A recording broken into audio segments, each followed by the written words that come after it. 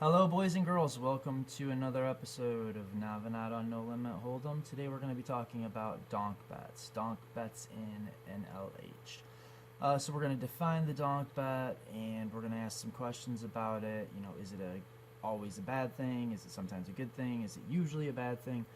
And how should we react to donk bets? And what situations could we find that would maybe allow us to justify opening donk ranges of our own. So first and maybe foremost is what is a donk bet?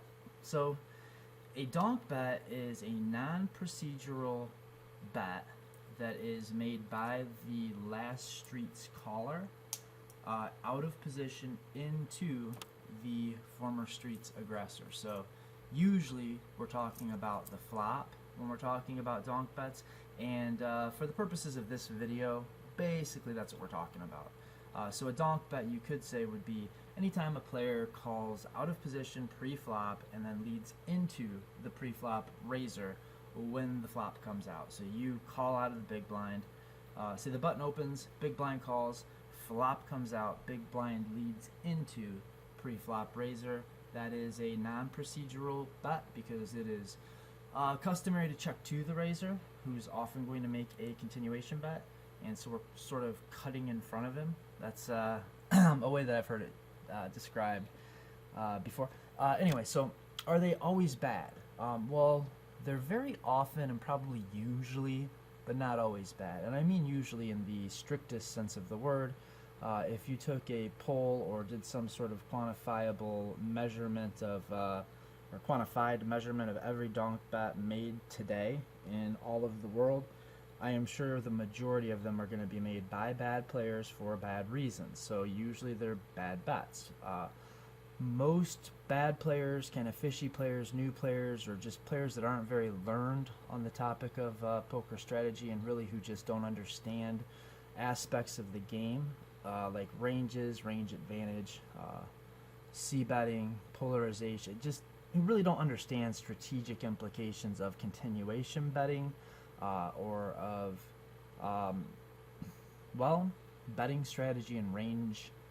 Basically, betting strategy and range advantage, I think, would be the way to describe it. So most of the time, when you see a player making a lead into pre-flop raiser as pre-flop caller from out of position, they're going to be donking to, quote, find out where they're at. So they're going to be like making a probe bet, or they're going to be trying to stop a player from making a larger bet, or maybe, and I think really you could just sum it up like this, the main reason that players typically will lead into pre-flop raiser, and we're talking usually about heads up pots here when we're talking about donk betting also. Usually the reason is, quite simply, they have a hand that they don't feel comfortable check calling with, but they don't want to check and fold. So they feel like the answer is bet. It's very face up when certain players take this line, and it's especially exploitable and face up and weighted towards certain specific hands when they use a small sizing to make their donk bets, and especially when it's on a board that the pre-flop raiser is very often going to make a continuation bet on if given the opportunity to. So how do we play against donk bets? One of my kind of unofficial students, my cousin really, that I've taught poker, I've been coaching him kind of off and on for years, he asked me kind of an interesting question that got me thinking a little bit pretty recently, that led to the creation of this video, I'd say. He asked me, how do we play against donk bets? And, you know, I thought about it for a second, and the best answer I could give him right then and there is that you should fold some hands, call with some hands, and raise some hands. So, I mean, really, the way to play against donk bets is to play poker. Just like any other situation that you'll ever be in when you're playing poker, you're facing a bet, so some of your hands should be calling, some of your hands should be raising for value, some of your hands should be raising as a bluff, and some of your hands should be folding.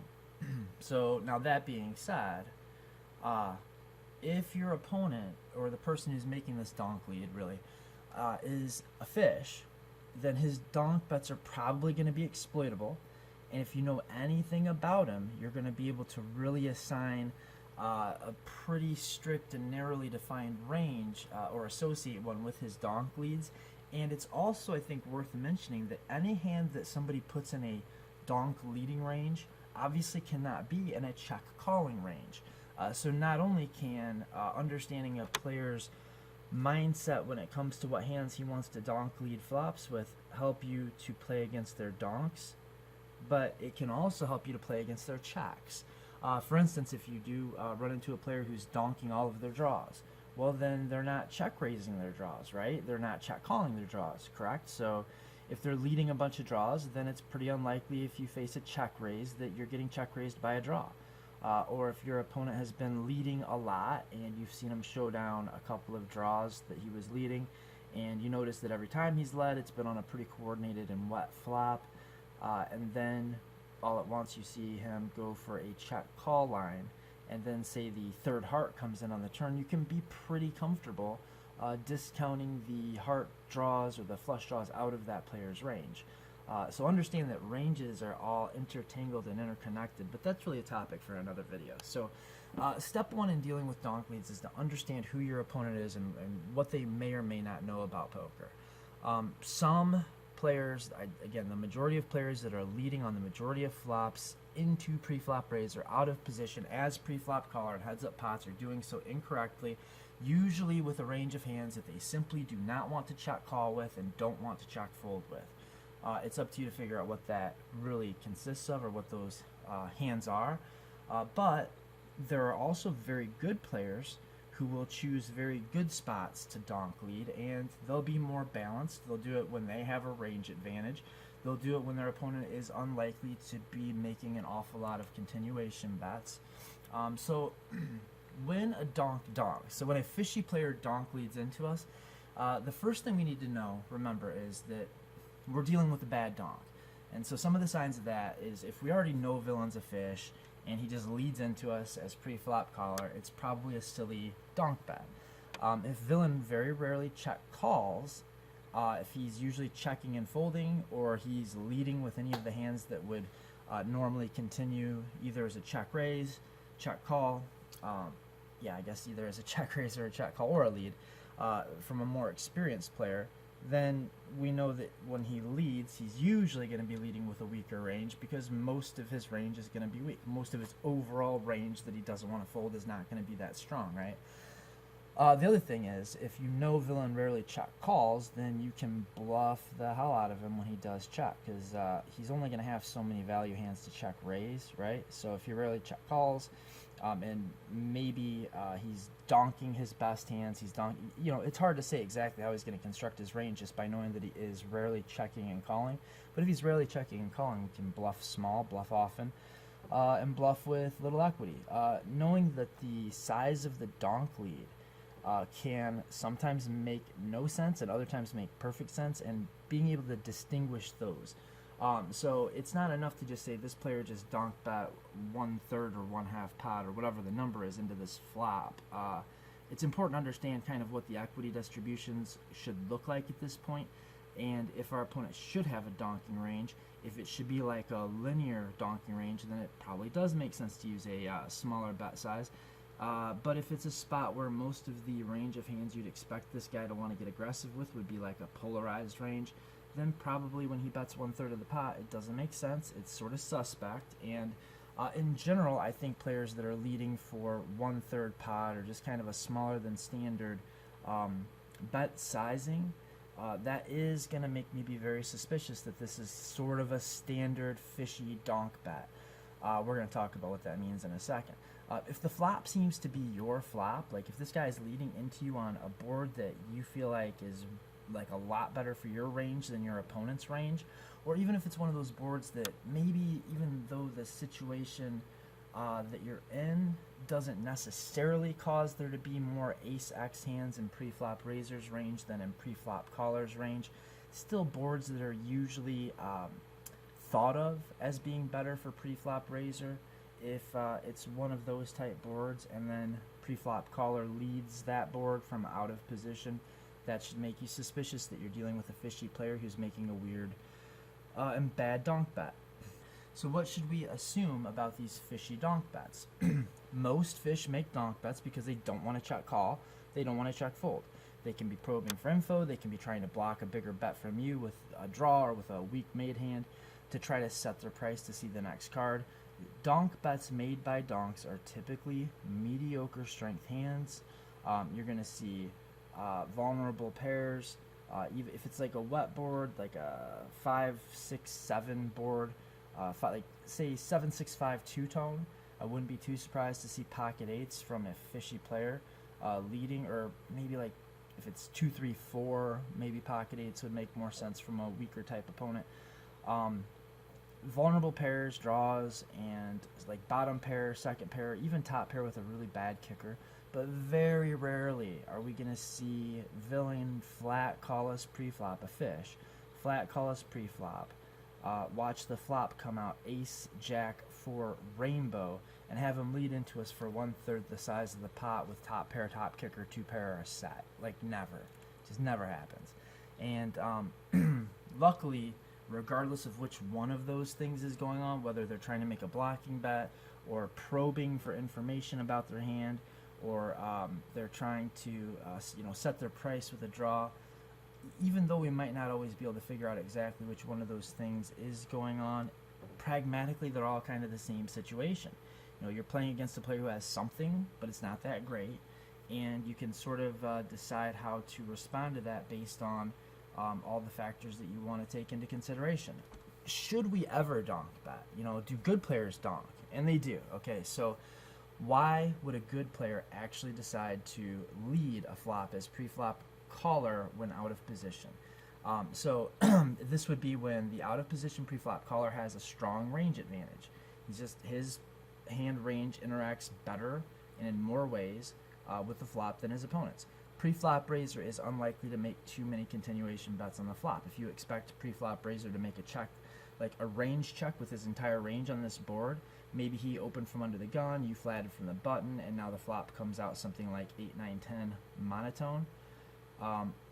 He may check his entire range, right? So, so let's say that, let's move the positions to where pre-flop raiser raises from under the gun and we flat call from the big blind.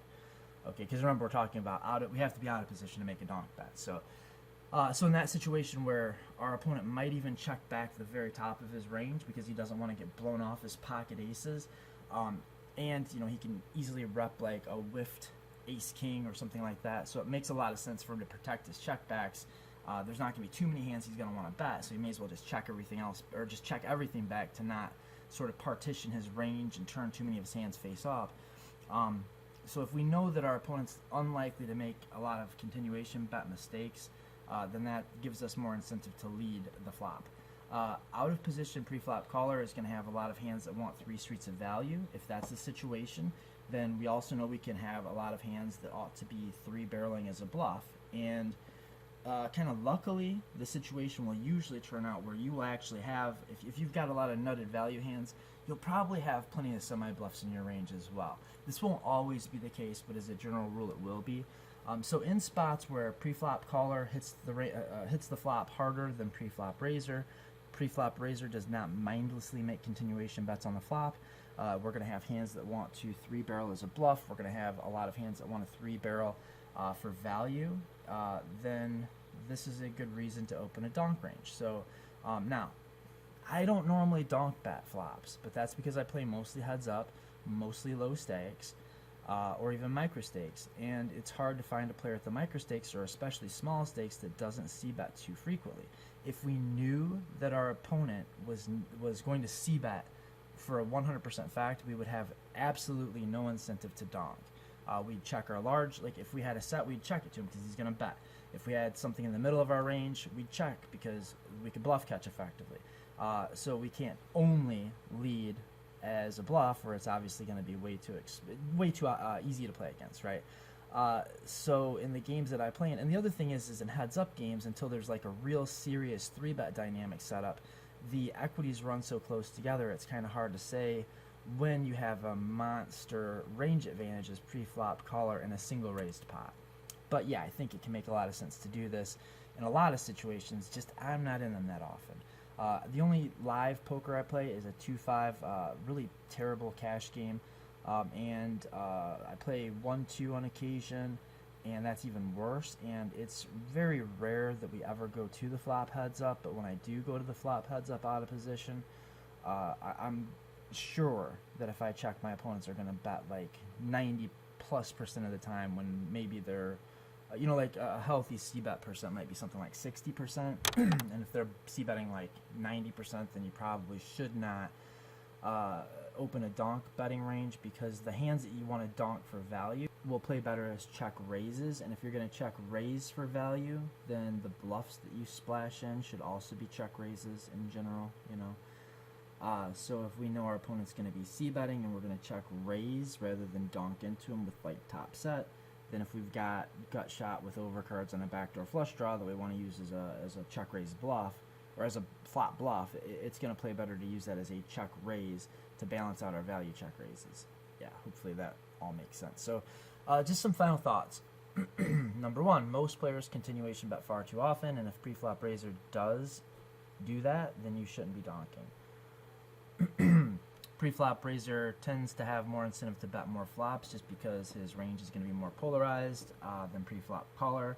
Donk ranges can be difficult to balance, so they're not ideal to open up without a good reason. And it's actually pretty easy to level yourself in some spots if your opponents react badly to donk bets, because a lot of guys will just mindlessly raise every time they're donked into. And if that's the case, if you make a legitimate donk bet and get raised, sometimes it can be hard to know why your opponent's doing that. So and in spots, just in general, in a spot we expect villain to check his range, and we have a range advantage, and we've got many hands that want to bet 3 streets for value, and some hands that want to semi-bluff for at least 2 streets, or at least semi-bluff the flop, with option to continue barreling on future streets. Donk leads can make a lot of sense, but be careful about balancing, and there really isn't a lot of sense in donking into your opponent in any spot where you feel like it's very likely he will bet if you check. If you need clarity on that, ask me about it, or check out my T-Talk series where I talk about continuation betting in pretty great detail. So, yeah, I feel like I just scratched the surface of this, but I wanted to keep this kind of short and to the point. Hopefully we accomplished that. Until next time, guys, good quote, Luck, end quote.